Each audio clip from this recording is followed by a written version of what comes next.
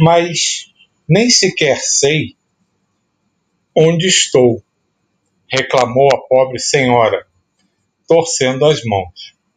Creio me tenham trazido ao fim do mundo para tratamento de uma simples perda de sentidos. Todavia, ninguém a maltrata, disse o interlocutor, bondosamente. E seu caso não é tão simples como parece. Tenha calma. Os laços consanguíneos são edificantes, mas, acima deles, vibra a família universal. Há criaturas suportando fardos muito mais pesados que o seu. Aprenda, quanto esteja em suas possibilidades, a desfazer as aquisições passageiras para ganhar os eternos bens. A infeliz não sorriu como os outros. Fechando-se em sombria catadura, afastou-se pesadamente, olhos fulgurantes de cólera, como se a mente estivesse cravada muito longe, incapaz de qualquer compreensão. Adiantaram-se outros enfermos, mas o administrador falou em voz alta. Não posso atender a todos no momento. Depois de amanhã serão recebidos para explicações. E, voltando-se para nós, esclareceu a sorrir. No círculo carnal seriam todos absolutamente normais. No entanto, aqui são verdadeiros loucos. São desencarnados que, por muito tempo, se agarraram aos problemas inferiores. Reclamam providências, sem falar no ensejo de iluminação que menosprezaram. Acusam os outros sem relacionarem os próprios erros. Procurei ouvi-los para lhes dar uma ideia do nosso trabalho no setor dos que se desequilibram mentalmente por excesso de centralização em propósitos inferiores. Não é crime interessar-se alguém pelas atividades rurais, pela recepção de uma herança, pelo bem-estar da família, mas, no fundo, o velhinho que reclama terras e escravos nunca pensou senão em tirania no campo. O cavalheiro que aguarda a herança deseja lesar os primos, e a senhora, que se revelou tão interessada pelo ambiente doméstico, desencarnou quando pretendia envenenar o marido, às ocultas. Conheço-lhes os processos, um a um. Acordaram de longo sono na inconsciência e julgam-se ainda encarnados, supondo igualmente que podem dissimular as pretensões criminosas. Eu estava assombrado, expressando minha profunda admiração, perguntei: esses doentes demoram-se aqui? Como alcançaram o posto? Gentil, como sempre, Alfredo respondeu: foram recolhidos em pior estado. Já estiveram em pesado sono durante muito tempo e vão readquirindo a memória, gradativamente, até que possam ser encaminhados aos institutos magnéticos de Campo da Paz, a fim de receberem maiores auxílios e necessários esclarecimentos.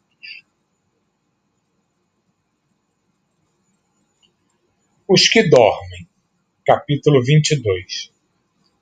Seguimos através de longas filas de arvoredo acolhedor, rumo às vastas edificações que obedeciam às linhas arquitetônicas singulares.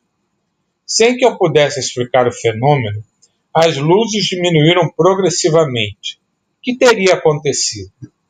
Vicente e eu nos entreolhamos, assustados. Alfredo, Aniceto e os demais, todavia, caminhavam sem surpresa. A serenidade deles tranquilizava-me o íntimo, embora o espanto insofreável. Mas a alguns passos atingimos os pavilhões diferentes, que se estendiam em áreas superiores a 3 quilômetros, pelos meus cálculos. Lá dentro, contudo, as sombras se fizeram mais densas. Conseguia distinguir, vagamente, os quadros interiores, observando que se tratava, a meu ver, de espaçosas enfermarias, com teto sólido, mas semi-abertas ao longo das paredes altas, dando livre passagem ao ar. Dezenas de operários, devotados e operosos, seguiam-nos em absoluto silêncio. Alfredo era o único a falar, notando-se, contudo, que se fizera extremamente discreto nas palavras. Tudo isso me dava a impressão de haver penetrado um cemitério escuro, onde os visitantes fossem obrigados a guardar todo o respeito aos mortos. Com estranheza, notei que um dos servidores entregara ao chefe do posto pequenina máquina, que Alfredo nos deu a conhecer gentilmente explicando. Este é o nosso aparelho de sinalização luminosa. Estamos no centro dos pavilhões, a que se recolhem irmãos ainda adormecidos. Temos aqui, presentemente, quase 2.000. Os numerosos cooperadores dirigiam-se, em ordem, para a zona de serviços que lhes competiam. Depois de pequena pausa, falou o administrador com firmeza. Iniciemos o trabalho de assistência. Ao primeiro sinal luminoso de Alfredo, acenderam-se numerosas lâmpadas elétricas e, então, dominando a custo a primeira impressão de horror, vi extensas filas de leitos ao rés do chão, ocupados todos por pessoas mergulhadas em profundo sono. Muitos tinham um semblante horrendo. Eram muito poucos os que traziam as pálpebras cerradas, parecendo tranquilos.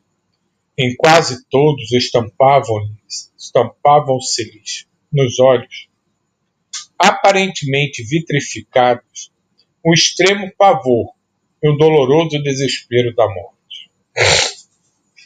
A cadavérica palidez cobria-lhes a face. Recordando a literatura antiga, pensei nos velhos túmulos egípcios. Tínhamos diante de nós centenas de múmias perfeitas, raríssimos, pareciam dormir um sono natural. Aproximando-se de nós outros, Alfredo falou a Aniceta em particular. Infelizmente, não podemos atender a todos. Por quê? Indagou nosso orientador, comovido. Estamos aguardando o pessoal adestrado. Tenho aqui a colaboração de 80 auxiliares para esse gênero de serviço. Entretanto, não pode cada qual atender a mais de 5 doentes de uma só vez.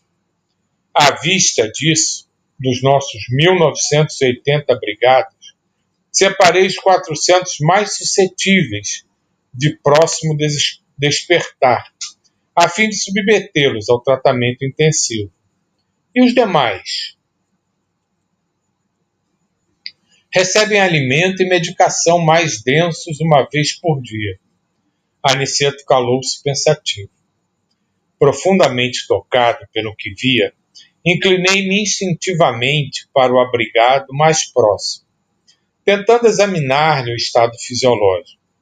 Identifiquei o calor orgânico, a pulsação regular e os movimentos respiratórios, embora verificasse a extrema rigidez dos membros, como que mergulhados em imobilidade cataléptica. Indescritível impressão apoderou-se de mim. Levantei-me assustado. Dirigi-me a Aniceto com a máxima discrição e interroguei. Explica-me, por Deus, o que vemos aqui. Estamos acaso na moradia da morte, depois da morte? O instrutor sorriu, complacente, e explicou em voz quase imperceptível. Sim, André. Este sono é verdadeiramente a avançada imagem da morte. Aqui permanecem com a bênção do abrigo alguns milhões dos nossos irmãos que ainda dormem. São as criaturas que nunca se entregaram ao bem ativo e renovador, em torno de si, e mormente os que acreditaram convictamente na morte, como sendo nada, o fim de tudo, o sono eterno. A crença na vida superior é a atividade incessante da alma. A ferrugem ataca a enxada ociosa. O entorpecimento invade o espírito vazio de ideal criador. Os que, nos círculos carnais, homens e mulheres, creem na vida eterna, ainda que não sejam fundamentalmente cristãos, estão desenvolvendo faculdades de movimentação espiritual e podem penetrar nas esferas extraterrenas em estado animador, pelo menos, quanto à locomoção e juízo mais ou menos exato. No entanto, as criaturas que perseveram em negação deliberada e absoluta, não obstante por vezes filiadas a cultos externos de atividade religiosa, que nada veem além da carne nem desejam qualquer conhecimento espiritual. São verdadeiramente infelizes. Muitos penetram nossa região de serviço, como embriões de vida, na câmara da natureza, sempre divina. Um amigo nosso costuma designá-los por fetos da espiritualidade. Entretanto, a meu ver, seriam felizes se estivessem nessa condição inicial. Temos a certeza, porém, de que muitos se negaram ao contato da fé, absolutamente por indiferença criminosa aos desígnios do Eterno Pai. Dormem porque estão magnetizados pelas próprias concepções negativistas. Permanecem paralíticos porque preferiram a rigidez ao entendimento. Mas dia virá em que deverão levantar-se e pagar os débitos contraídos. Eis porque os considero sofredores. Primeiramente, demoram no sono em que acreditaram, mais tarde acordam. Porém, a maioria não pode fugir à enfermidade e à perturbação, como acontece aos irmãos dementados, que vimos ainda há pouco. Grande o meu assombro, como Vicente se aproximava também para ouvi-lo, falou Aniceto, esclarecendo a nós ambos. A fé sincera é ginástica do espírito. Quem não a exercitar de algum modo na terra, preferindo deliberadamente a negação injustificável, encontrar-se-á mais tarde sem movimento. Semelhantes criaturas necessitam de sono, de profundo repouso, até que despertem para o exame das responsabilidades que a vida traduz. Observando que o nosso orientador se esquivava a comentários longos, para que pudéssemos seguir de mais perto os trabalhos de assistência, calei as minhas indagações que me escaldavam a mente. Com exceção de algumas senhoras que permaneciam junto de Ismalha, todos os servidores se mantinham em posição de vigilância, ao pé dos grupos mumificados. A luz artificial iluminava os leitos, que se perdiam de vista, mas observei que nenhum dos albergados reagia à intensa claridade que se fizera. Continuavam rígidos, cadavéricos, prostrados. Notei então que Alfredo começou a mover o aparelho de sinalização para emitir as ordens de serviço. Cada sinal determinava operação diferente. Vi os servidores do posto distribuírem pequenas porções de alimento líquido e medicação bucal, em profundo silêncio. Em seguida, forneceram reduzidas quantidades de água efluviada aos infelizes, com exceção, porém, de muitos que pareciam preparados a receber tão somente caldo e remédios. 2/3 dos 400 abrigados em tratamento receberam passes magnéticos. Alguns poucos receberam aplicações do sopro curador.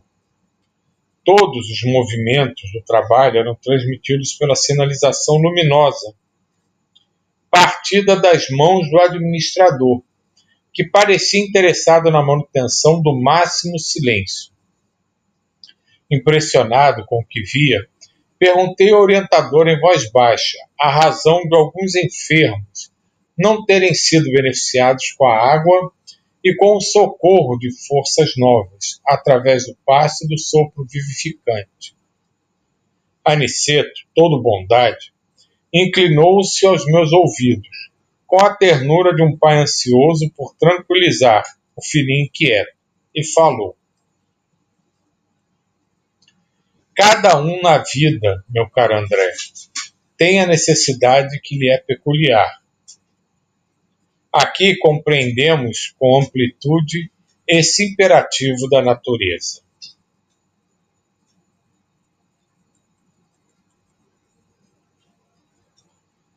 E continuamos semana que vem, o capítulo 23, fala dos pesadelos.